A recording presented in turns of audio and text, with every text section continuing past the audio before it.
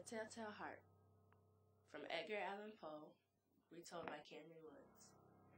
It is impossible to say how the first idea entered my brain, but once conceived, it haunts me day and night. Object, there was none. Passion, there was none. I loved the old man. He had never wronged me. He had never given me insult. For his gold, I had no desire. I think it was his eye. Yes, it was this. He had the eye of a vulture, a pale blue eye with a film over it.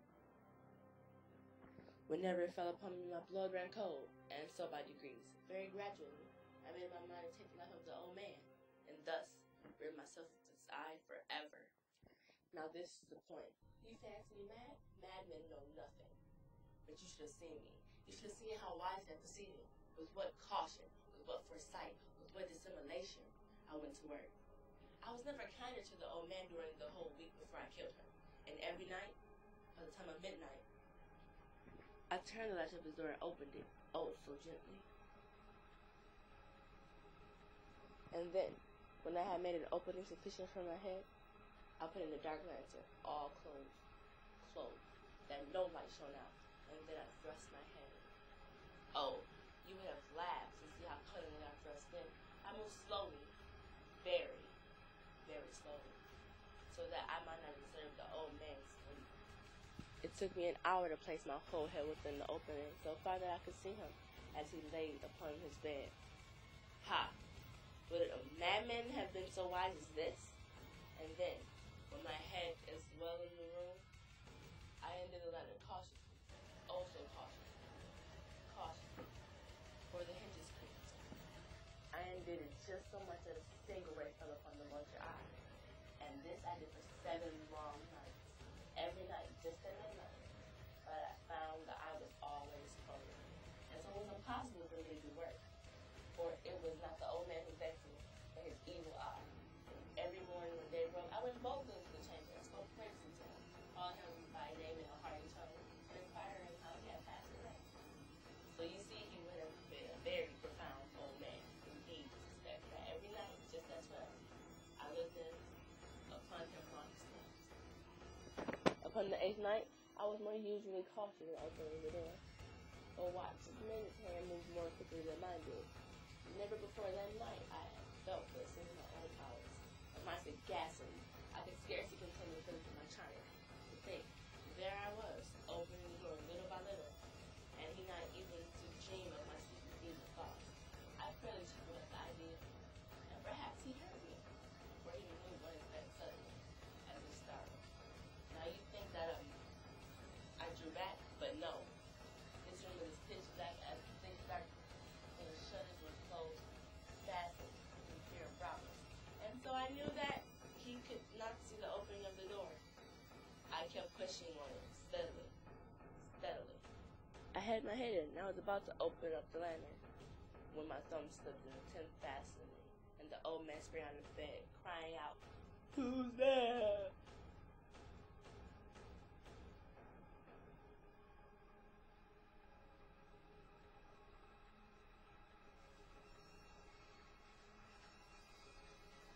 I kept quite still and said nothing.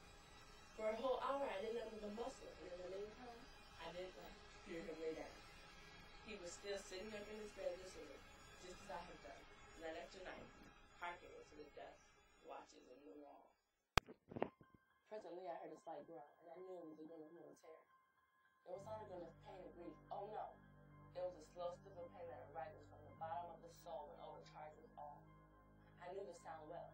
Many a night, just at midnight, when all the world slept, it has welled up from my own bosom deepening, with its dreadful echo of terror that distracted me. I say I knew it well.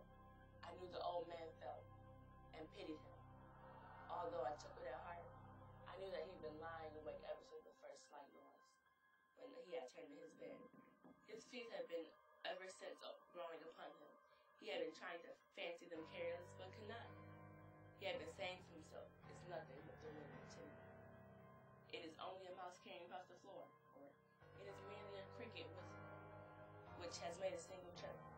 Yes, he had been trying to comfort himself with these suspicions, but he had found all in vain, because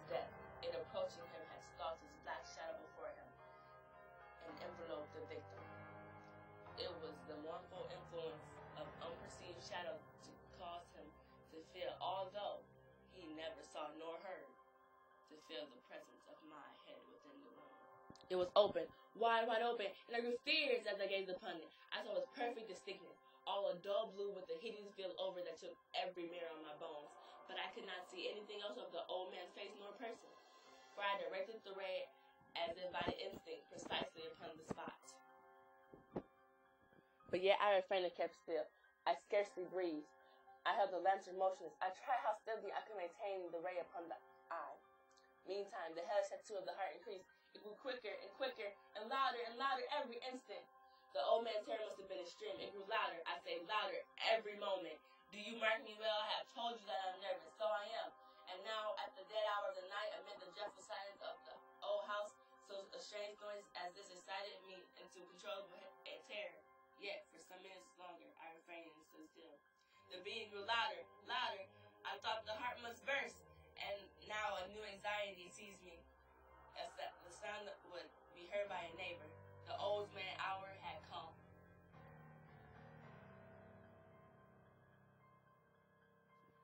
I then took up 3 planks of the flooring of the chamber and deposited all between scansels.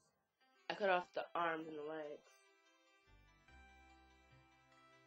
I then replaced the board so cleverly, so cunningly, that no human eye, not even his eye, could have detected anything wrong. There was nothing too washed out, no stain of any kind, no blood spot, whatever. I had been too worried for that. The tub had caught all. Ha! There, 3 men who introduced themselves with perfect suavity as officers of the police. A shriek had been heard by the neighbors during the night. Suspicion of foul play had been aroused. Information had been logged by the police. And they, the officers, had been to search the premises. I smiled. For what I had to fear, I bade the gentleman welcome.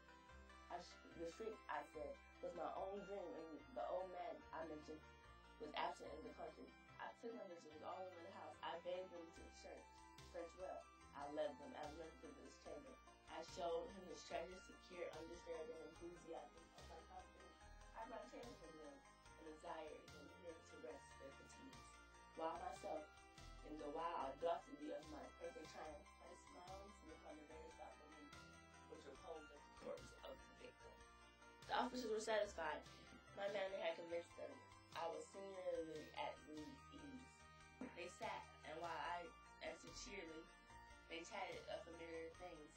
But ere long, I felt myself getting pale and wishing gone. My head ached. I fancied a ringing in my ears, but still they sat and chattered. The ringing became more distinct. It continued to become more distinct. I talked freely to get rid of the feeling, but it continued and gained definiteness. Until, at length, I found that the noise was not in my ears. Villains! I shrieked.